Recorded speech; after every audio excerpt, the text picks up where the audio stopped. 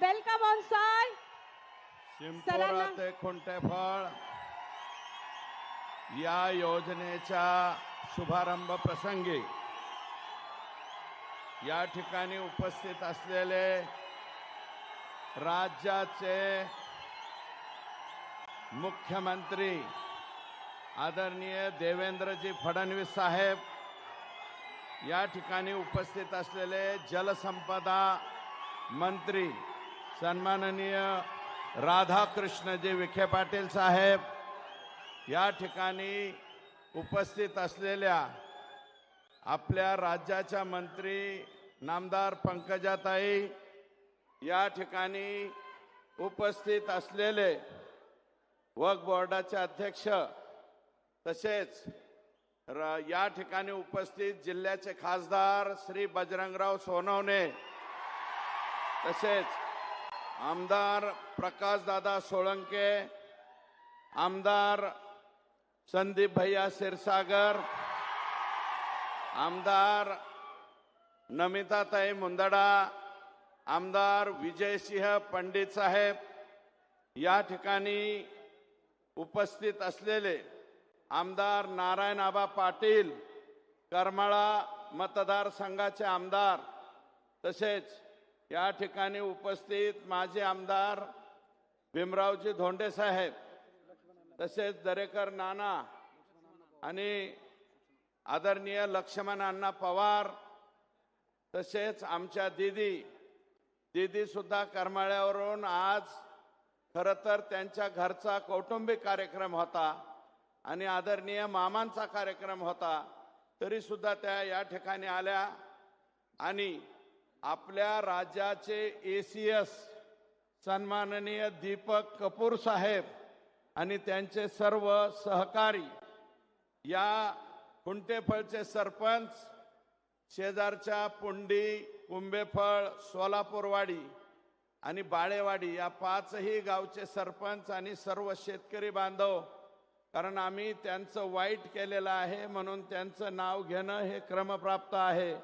त्यांना आम्ही जमिनीच्या खाली म्हणजे पाण्याच्या खाली गाडतोय, अशा प्रकारची परिस्थिती आहे. तेव्हा आदरणीय मुख्यमंत्री महोदयांच्या पुढे मला जास्त वेळ घ्यायचा नाही. तुम्हाला सुद्धा माझी विनंती आहे की लवकरात लवकर भाषण ऐकायचंय तुम्हाला मुख्यमंत्र्यांचं, आमचं नाही. तर 23/8/2007 ला आम्हाला ही मान्यता मिळाली आणि त्यावेळेस 27/8/2009 ला 5.68 TMC पाणी मिळालं.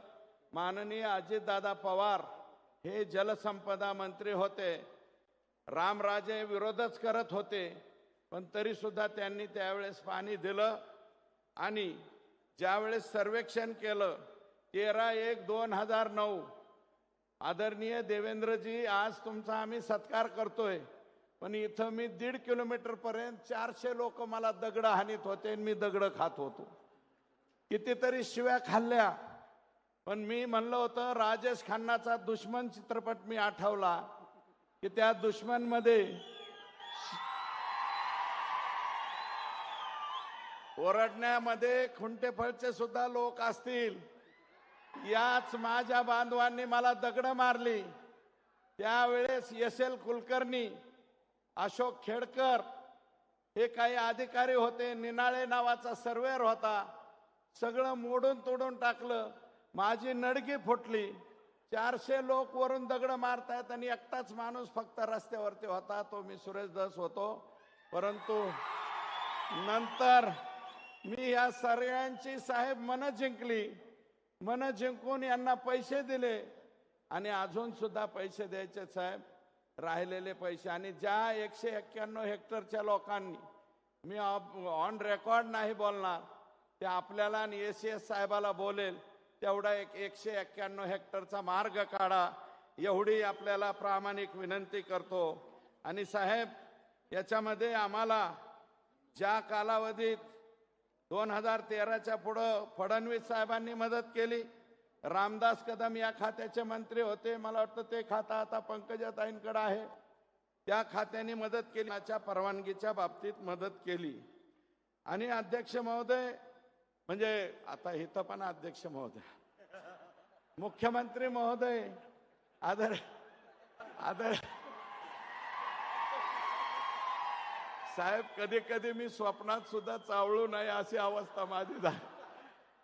आदरणीय मुख्यमंत्री महोदय, जवळपास 2014ला मी पडलो तर 2024 पर्यंत या खुंटेपळ साठवण तलावावर तुम्ही जे बसलेला आहात याच्यात फक्त 2% काम झालं आणि मी निवडून आल्यावर 23% काम झालं आत्ता.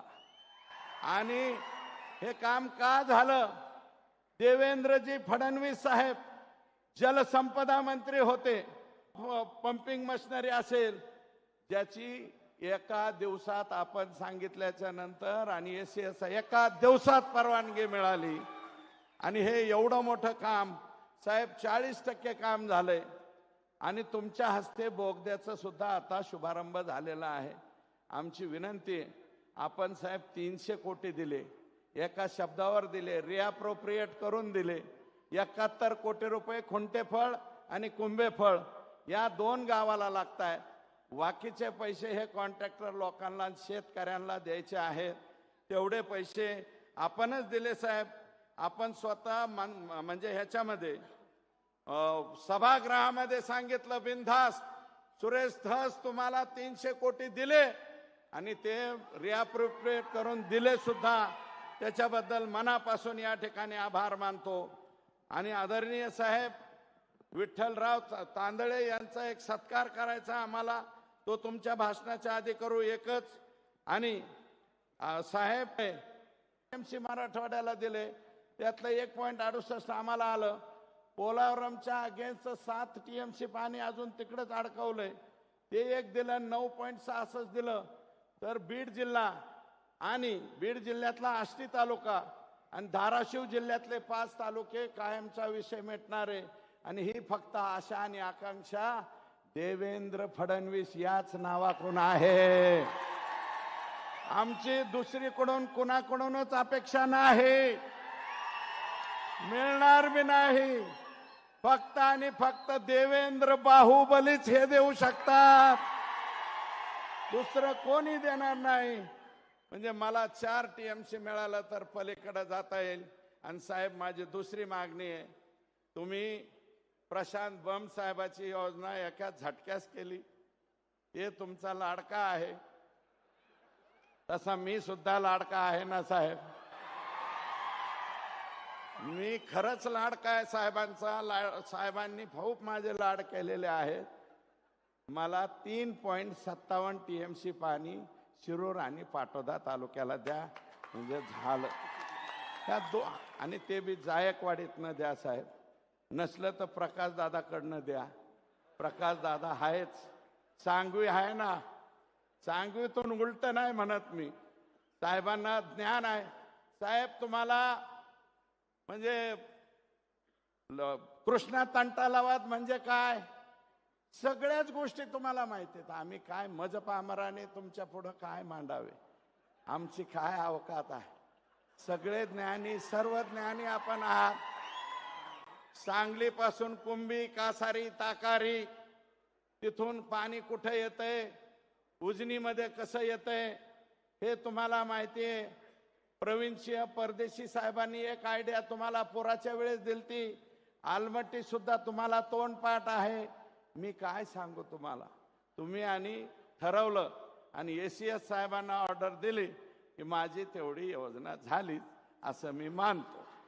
आणि तेवढं जर झालं तर पाटोदा तालुका आणि शिरूर तालुका परत, आणि मी राहील नाही राहील साहेब, मी जिवंत राहील नाही राहील, परंतु या मतदारसंघामध्ये परत भाजपचाच आमदार राहील हे सुद्धा तुम्हाला या ठिकाणी सांगतो. आणि अध्यक्ष महोदय, माननीय मुख्यमंत्री महोदय, काही लोक म्हणतात बीड जिल्ह्याची बदनामी होते. बीड जिल्ह्याची बदनामी होते, पण साहेब या जिल्ह्याने क्रांतिसिंह नाना पाटलांना निवडून दिलं. या जिल्ह्याने रखमाजी पाटील गावडेंना निवडून दिलं, ज्यांचं गाव 3 किलोमीटर अंतरावर आहे. धनगर समाजाचे होते ते, त्यांना या जिल्ह्याने निवडून दिलं. माननीय केशर काकू क्षीरसागरांना या जिल्ह्याने निवडून दिलं. या जिल्ह्याने बबनराव ढाकणे साहेबांना निवडून दिलं. या जिल्ह्याने प्रमोदजी महाजन साहेब एवढा उंचीचा माणूस या जिल्ह्याने दिला. आणि गोपीनाथरावांचं तर काय सांगायचं. गोपीनाथराव मुंडे साहेबांनी एवढा नेता, पहाडा एवढा नेता या जिल्ह्याने दिला साहेब. आणि इथं आज जो आपण कार्यक्रम घेतोय ना, ही जमीन चालली होती रक्षा मंत्रालयाकडे. 3 दिवस साहेब माझ्यासाठी तिथं झोपून राहिले. प्रमोदजी मंत्री होते, मी आमदार होतो पहिल्या टर्मचा. धोंडे साहेब पाय निघाले होते. आम्ही म्हणलं यांना महाराष्ट्राच्या पुढे जाऊन द्यायचं नाही, म्हणून ते स्वतः संरक्षण मंत्री जॉर्ज फर्नांडिस साहेबाकडे आले आणि हे कॅन्सल करून घेतलं. आणि म्हणून आज आता हा प्रकल्प या ठिकाणी आपण करतोय. शाहूराव पाटील, माधवराव पवार, सुंदरराव सोळंके साहेब या जिल्ह्याने, शिवाजीराव पंडित दादा जे आजही छत्र आम्हाला पाया पडायला शिल्लक आहे, ते छत्र सुंदरराव सोळंके, शिवाजीराव पंडित साहेब आणि विमलताई मुंदडा सुद्धा या जिल्ह्याने नेते दिल्या. असे अनेक राजकारण्यांची जडणघडण या ठिकाणी सगळ्यांची झाली. विखे पाटील साहेबांना आमच्या इकडचं बऱ्यापैकी सगळं माहिती आहे. त्यांचे वडील आदरणीय बाळासाहेब विखे पाटील साहेब हे राज्यमंत्री अर्थ असताना सुद्धा आम्ही त्यांच्याकडे गेलतो. गेल्याबरोबर एका दिवसात काम आमचं करून दिलं होतं साहेब. तसं विखे पाटील सुद्धा आमचं काम करतात, गेल्यानंतर झटकन काम करतात. महसूलचं बऱ्यापैकी काम त्यांनी आमचं केलं आणि एक ऐतिहासिक निर्णय घेतलाय, त्याच्यावरती आज बोलत नाही. पुन्हा एकदा तुम्हाला आणि त्यांना आम्ही सत्काराला बोलू, त्यावेळेस बोलू, आज नाही बोलणार. अध्यक्ष, माननीय मुख्यमंत्री महोदय, प्रशासकीय अधिकारी म्हणून राजेश कुमार जे आज महसूलचे सेक्रेटरी ACS आहेत, त्यांनी इथे या जिल्ह्यात काम केलं. आनंद लिमये साहेब 4 वर्षापेक्षा जास्त, 5 वर्ष राहिले. राजेश कुमार सुद्धा 4 वर्ष राहिले. सुनील केंद्रेकर साहेबासारखा माणूस इथं 4 वर्षापेक्षा जास्त राहील. नवल किशोर राम, आज साहेब तुम्ही नवल किशोर रामांना इथून उचलून संभाजीनगरला दिलं, पुण्याला दिलं. मी आता काल परवा गेलतो, CPMO ऑफिसला आहेत ते नवल किशोर राम यांनी इथं काम केलं. आणि पोलीस अधिकारी संतोष रस्तोगी साहेब, संतोष रस्तोगी साहेबांनी इथं काम केलं. लक्ष्मी गौतम सारख्या SP-नी या जिल्ह्यात काम केलं.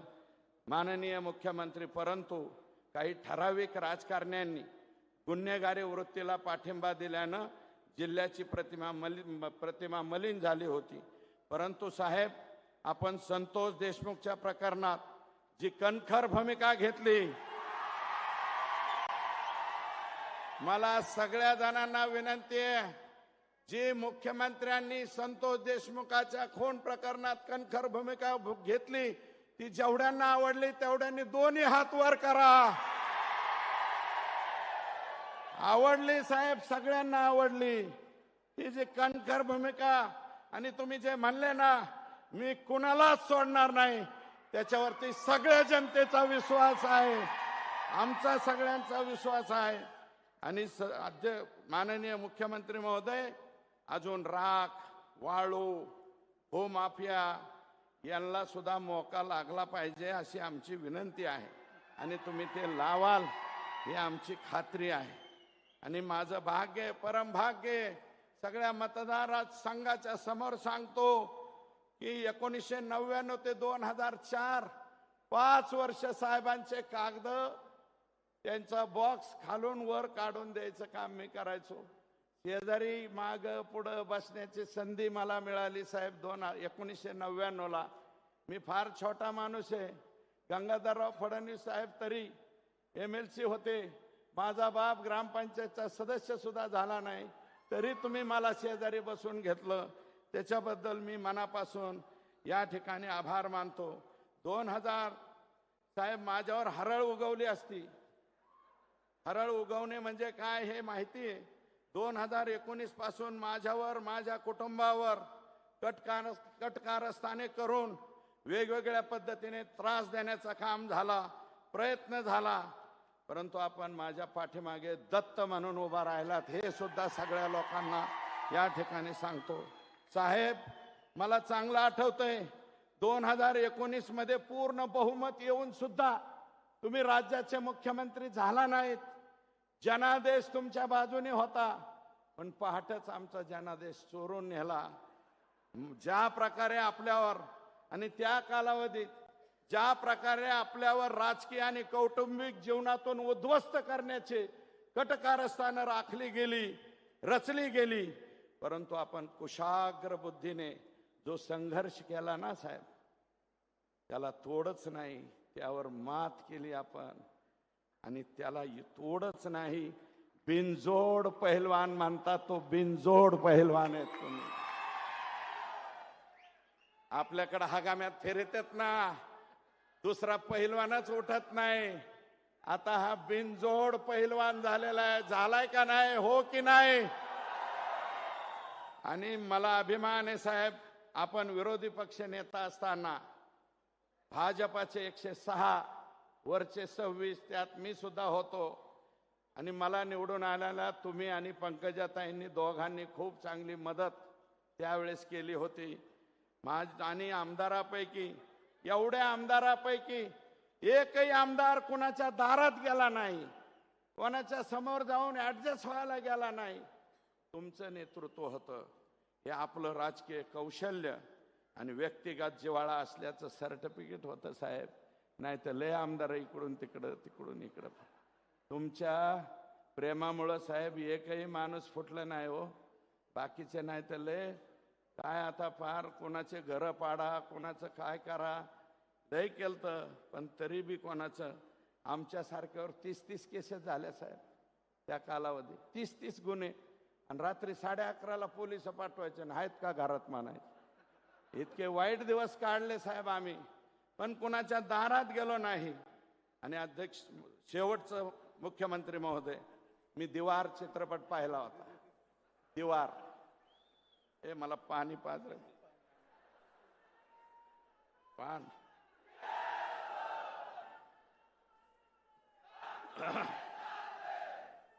दीवार पिक्चर बघितला होता साहेब मी कॉलेजच्या जीवनाच्या काळात. त्याच्यामध्ये अमिताभ बच्चन आणि ऋषी कपूर, शशी कपूर हे भाऊ भाऊ असतात. माझ्यापेक्षा तुम्हालाच जास्त पाहिला. निरूपा राय त्यांची आई असती. शशी कपूर इन्स्पेक्टर दाखवले आणि अमिताभ बच्चन जरा झंटा भांटा दाखवला. तर अमिताभ बच्चन शशी कपूरला म्हणतो, मेरे पास गाड़ी है, नौकर है, चाकर है, पैसा है, धन है, दौलत है, तेरे पास क्या है? त्यावेळेस शशी कपूर म्हणतो, मेरे पास माँ है, मेरे पास माँ है. तसा आईचा आशीर्वाद तुम्हाला आतापर्यंत भेटतोय साहेब. तुमच्या इतका नशिबान कोणीच नाही. माझी तर आई बी गेली, माझी आई गेली, माझे वडील गेले, पण माझी दुसरी आई मात्र जिवंत आहे. आणि माझी आई मी लपवली नाही साहेब.